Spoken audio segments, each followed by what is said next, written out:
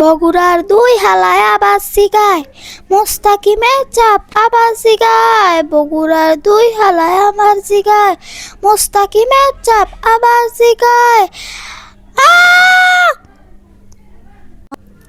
এ কি, তুমি পড়ে গেলে কি করে? ওঠো ওঠো, কান্না করো না, ব্যথা পেয়েছো?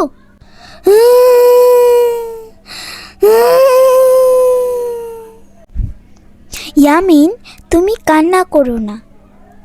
যদি তুমি কান্না থামাও তাহলে আমরা টক মিষ্টি আম খেতে যাব। সত্যি? হ্যাঁ হ্যাঁ, সত্যি। চলো, তুমি আর আমি মিলে আম কুড়াতে যাই। কালকে রাতে অনেক ঝড় হয়েছে, রহিমা চাচির বাগানে মনে হয় অনেক আম পড়ে আছে।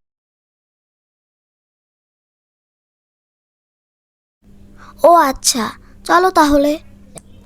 চলো, আমি এখনই যাব, না হলে অন্য বাচ্চারা সকল আম নিয়ে যাবে। চলো। হ্যাঁ হ্যাঁ, চলো, শম্পারে ডাইক্কা আনি। এখন শম্পাকে ডাকতে যাওয়ার সময় নেই। হোয়াট দ্য ফাও কথা! যদি আমরা শম্পাকে নিয়ে যাই তাহলে তো শম্পাকেও আমের ভাগ দিতে লাগবে। থাক, চলো তাহলে চলে যাই।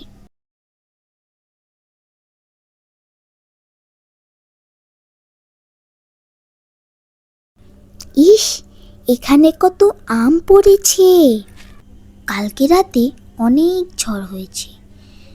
আমি ভালোই করেছি যে ইয়ামিন আর জবাকে ডাকিনি, না হলে ওদেরকেও ভাগ দিতে লাগতো। শম্পা, তুমি আমাদেরকে না ডেকে একাই চলে এসেছো আম কুড়াতে? আরে না না, আমি তো গিয়েছিলাম তোমাদের ডাকতে, কিন্তু তোমরা তো বাসায় ছিলে না। মিথ্যা কথা। আরে না না, সত্যি। কিন্তু জবা, তুমি এখানে? তুমি তো আমাকে বলনি যে তুমি আম কুড়াতে আসবে।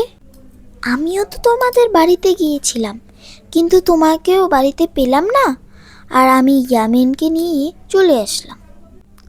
ও আচ্ছা, তাহলে চলো আমরা সবাই মিলে একসাথে আম কুড়াতে যাই। চলো।